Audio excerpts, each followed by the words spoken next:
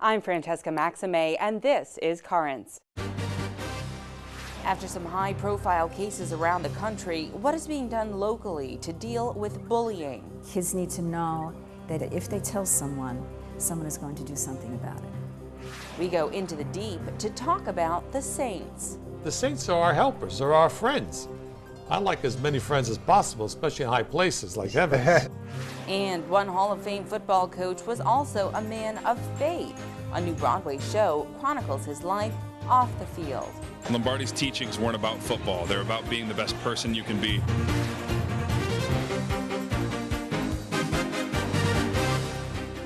Well, good evening, and thank you so much for joining us. Matt McClure has the night off. It is hard to escape growing up without ever having experienced or witnessed bullying.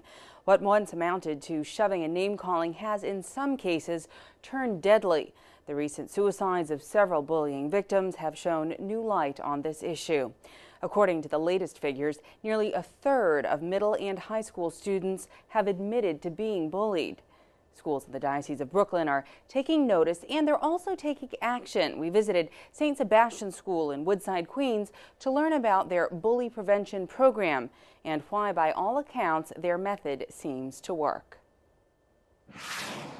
I've been bullied a couple times. I feel so left out, like nobody's here to help me or anything, and then I'm all alone. I brought the anti-bullying program to St. Sebastian School because the faculty and myself felt that there was a need to stop not physical bullying. We didn't have that here. What we had was verbal bullying, we had exclusion, we had children who just felt bad, who were being left out of certain activities, and that's when we decided we needed to come together as a faculty to have a program in the school that would address that. The 8th grade here at St. Sebastian School has been discussing and writing about and thinking about bullying. And our way of kind of representing the bullying circle from the Always program was to stand up here on our marks and play the role of a person in the bullying circle, how the interaction goes on and how bystanders can make a difference. There's different components of the Always bullying prevention program. The first one is the school-wide, where everybody gets trained in the 2-day training. The impetus is for any member of the school staff to be able to stop the situation, the bullying situation. And the other component is the classroom meeting. The classroom meeting is done on a weekly basis for about 20 minutes per week.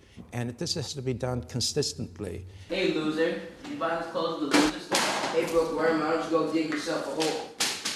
I don't go to anybody to tell them that it's happening to me or to who it is. I try to keep it secret so they don't try to bully me even more for telling on them. What is this? What are you guys, 5? What's your problem? Yeah, you have a problem with that, hero? Suicide is a serious problem these days because most of the people get really hurt when they're bullied and there's no one to talk to, but I think there's always someone to talk to. Why do you think it's funny? How would you feel if someone was bullying you? Maybe I shouldn't do this no more.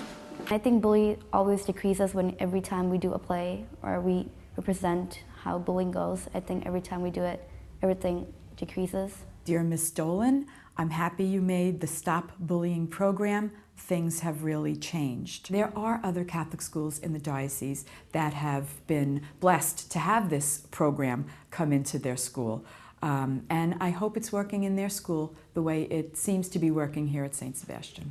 I think what I'm asking you today is to all think about being a peacemaker. Like in today's presentation, we had Armando, who already was a peacemaker, and Sachiko, who decided to become one. And I hope you all make the same decision, and that other people all across schools, all across America do the same thing. That's our prayer. The school's role is that they need to be more aware and that they need to be responsive and proactive. And for the parents also need to be educated. They need to know how to talk to their kids about it. If they see a change in behavior from their child, they may want to pursue that a little further. Is there anything going on at school? Kids need to know that if they tell someone, just like with all forms of abuse, that if they tell someone, someone is going to do something about it.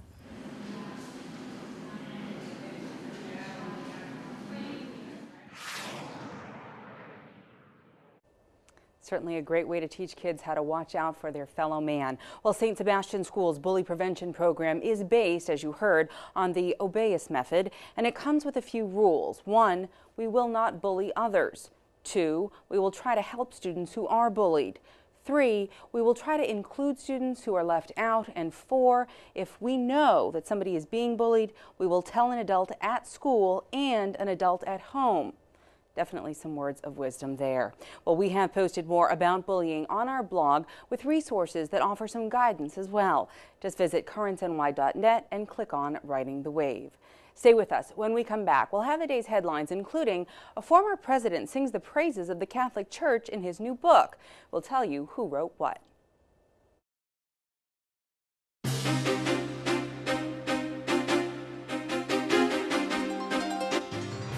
Welcome back to Currents. Coming up later, football comes to Broadway with a powerful new play about a Hall of Fame coach. But first, let's have a look at the day's headlines. There's more news on the Pope's itinerary for his trip to Spain next week, as we now hear from Rome Reports. The Vatican has revealed the final details of the Pope's visit to Spain. Vatican spokesman Federico Lombardi has said it will be a local visit for Spain, but with universal meaning. According to Lombardi, during the trip the Pope will speak in 4 languages: Spanish, Latin, Galician, and Catalan. These last 2 are the languages of the respective regions of Spain where the Pope will visit. In Santiago de Compostela, he will perform the rites of all the pilgrims by entering through the Holy Door to embrace the Apostle. In Galicia, he will hold a brief meeting with the leader of the opposition party, Mariano Rajoy. In Barcelona, Benedict XVI will consecrate the Sagrada Familia and pray the Angelus from the facade of the Nativity, the only part of the church completed by Gaudi. The Spanish Prime Minister José Luis Rodríguez Zapatero will travel to Barcelona to meet with the Pope in one of the halls of the airport. There, the King of Spain will say farewell to the Pope.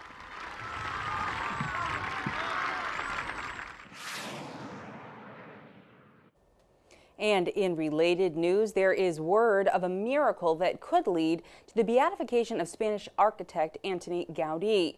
The artist biographer says a woman in Gaudi's hometown was cured of a retina disease. During his trip to Spain, Pope Benedict will visit Gaudi's Sagrada Familia church in Barcelona and make it into a basilica.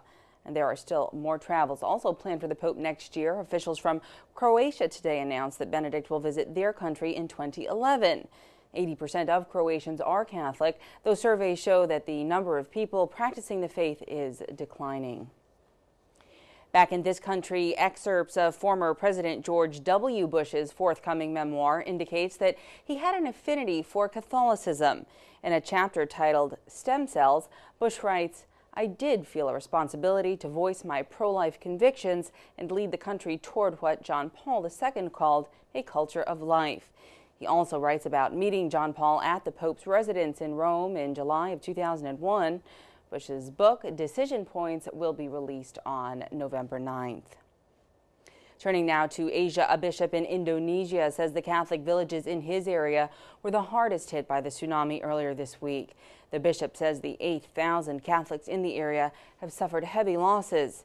He says the diocese is sending aid to the area and that the relief organization Caritas is working with priests and nuns from the region to help and bring comfort to the people. CNN's Paula Hancock is on the Pagai Islands, another part of Indonesia that was particularly hit. So this was once a village of 200 people. We're told by the residents that are still here that 30 people were actually killed in the tsunami, and when they actually felt the earthquake, most people were actually inside their homes. It was pitch black, there's obviously no electricity here, and as soon as they felt the tremors, they ran from the sea over there all the way up here and decided to take refuge in the church. Now you can see what's left of the church. As soon as they were inside, the tsunami actually reached this far. The water came up maybe 350, 400 meters and destroyed the church as well. This is where many people were actually killed. They're also telling us that they haven't had any help yet. They say that there was some food and water that was dropped from a helicopter, but we're actually the first people to land here and to see exactly what's happening, and they haven't had any kind of help whatsoever. But you can see the devastation. I mean, it's just completely flattened for up to 350 meters into the forest. And there used to be a lot of houses here where you can see stones and bricks on the ground. That's where the house used to be. And they're asking for help. They're asking for anybody to come and see the sort of dire straits that they're in. You can see this has been dropped from a helicopter as well, so they have got some food, some water, but this area is just devastated. They need some shelter. CNN's Paula Hancock's reporting. Well, a new Gallup survey shows that Americans who are more religious enjoy a higher well-being. The results don't actually provide any explanation as to why, though. Gallup writes that attending religious services does promote social interaction. They say it's also possible that people with a higher well-being are more likely to choose to be religious. And finally, an Anglican priest in Ireland will test the patience and attention span of his congregation when he attempts to break the United Kingdom's record for the longest sermon on one subject. Reverend Kevin McReynolds says that he plans on delivering a 6-hour sermon tomorrow on lessons for living based on people in the Bible. He previously held the record with a 5-hour sermon before it was broken last year by a minister who spoke for 5.5 hours. Stay tuned, there's much more Currents coming up. Just ahead, we'll talk about a big day for the church that comes just after Halloween. All Saints Day was instituted by the church to give us an opportunity to honor all the saints, even those who were not canonized.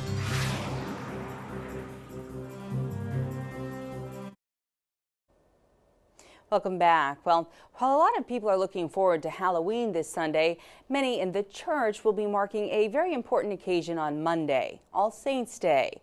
Matt and I talk with Bishop DiMarzio about that and more for tonight's Journey into the Deep. Bishop DiMarzio, thank you again for joining us.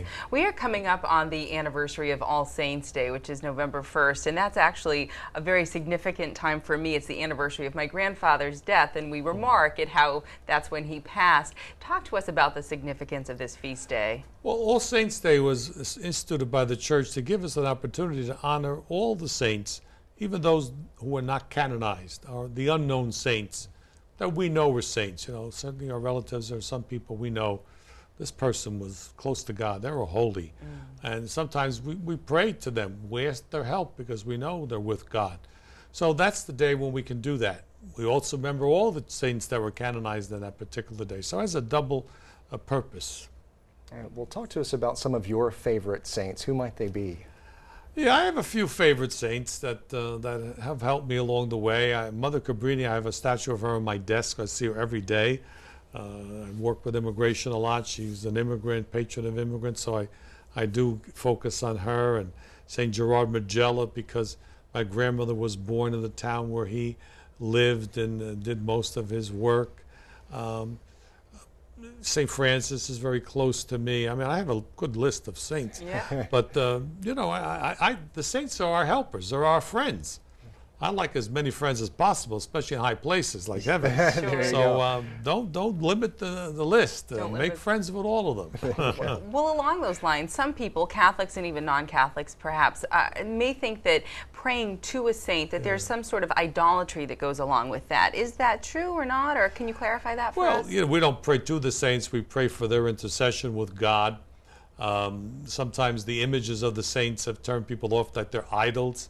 You know, as I say, you have a picture of your mother in your wallet or your children. You know, it's something to remind us who they are, what they look like, to put us in contact with them. So it's an unfortunate misunderstanding of our understanding of intercession with the saints. We don't pray to them, we don't pray to their images. It's much different than that.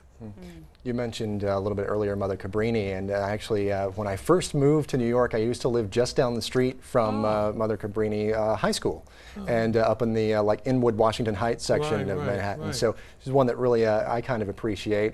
What are some others? And also, I understand that she can help you find a parking space as well. That's what they say. That's one of those Mother important Cabrini, in New York. Right, help me find a spot for my little machini, I think is the little kind of jokey prayer there. But who are some other saints that might not be as appreciated? As you also said, you know, St. Francis and, you know, St. Peter, St. Paul, those names, the big names of the saints. Who are some other maybe lesser known saints that people can kind of look into and appreciate?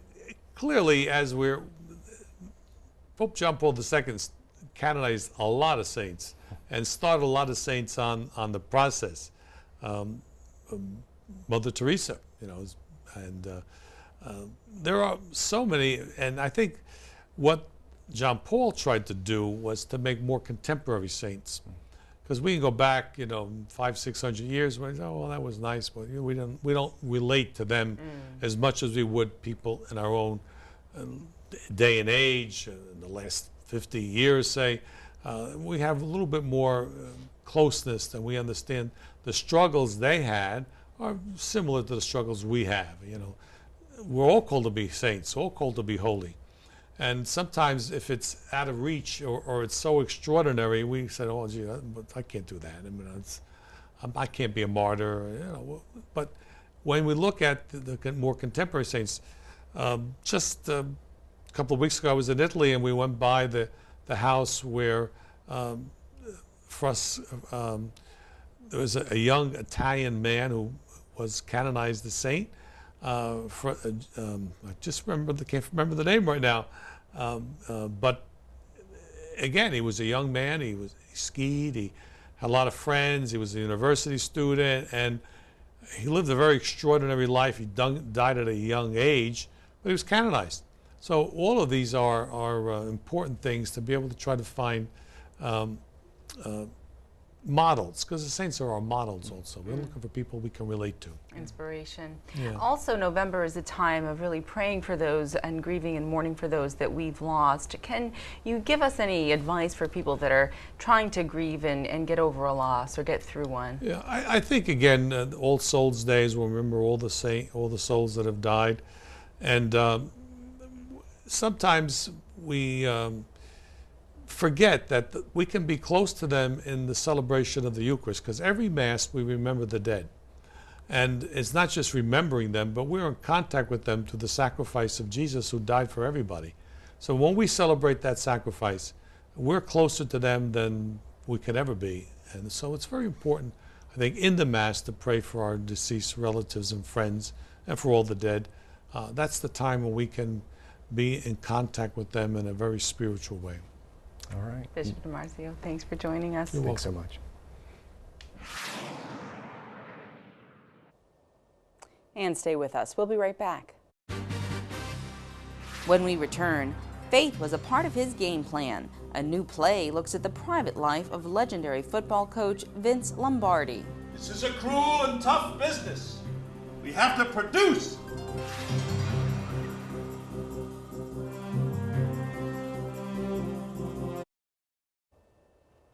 Well, he was born the son of a butcher in Brooklyn, grew up in Sheepshead Bay, and attended Cathedral Prep, intent on becoming a priest.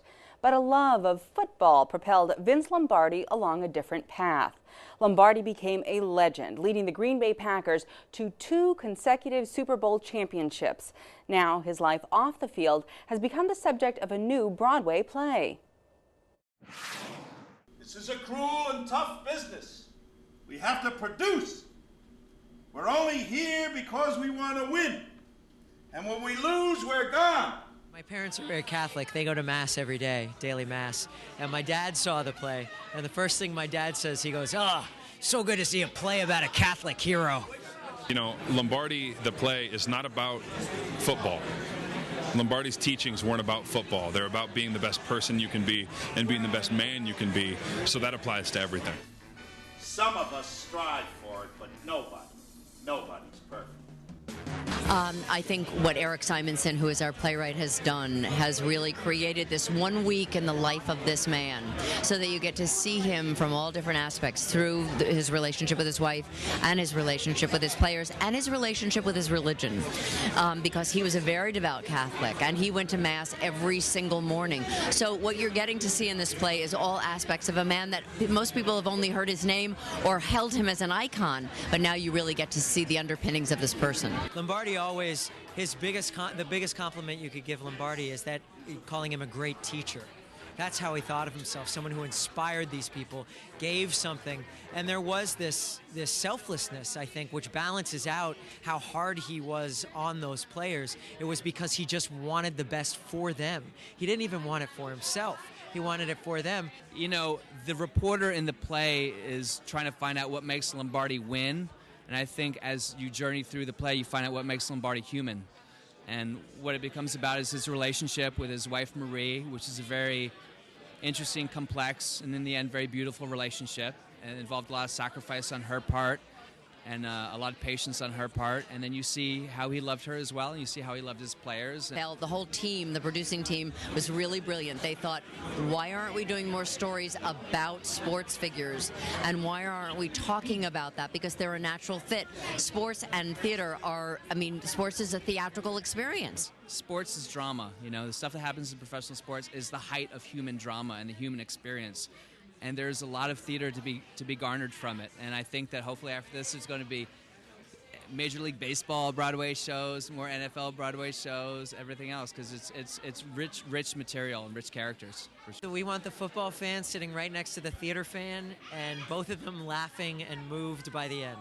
That's what we're going for. I love you, Vince. I love you too, Reed. Well, Vince Lombardi died of cancer in September of 1970 at the age of 57. Hundreds crowded into St. Patrick's Cathedral for his funeral. Even President Nixon sent a letter of condolence to his family, signed very simply, "The People." But the legacy of the famous coach lives on. Just a week after Lombardi's death, the Super Bowl trophy was named in his honor. Well, that is it for tonight. Remember, we are always online at currentsny.net, and you can also find us on Facebook and on Twitter. Until next time, I'm Francesca Maxime. Thank you so much for joining us. Have a great night and a great weekend.